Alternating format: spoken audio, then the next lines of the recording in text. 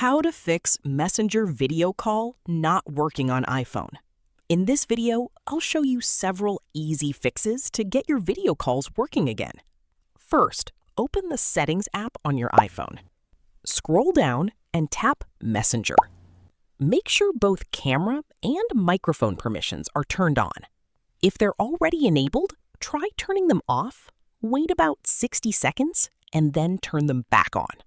Next, go back to the main settings page. Tap General, then select iPhone Storage.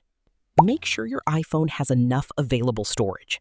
If your storage is almost full, delete unused apps or large files to free up space. While you're in iPhone storage, scroll down and tap Messenger. Select Offload App.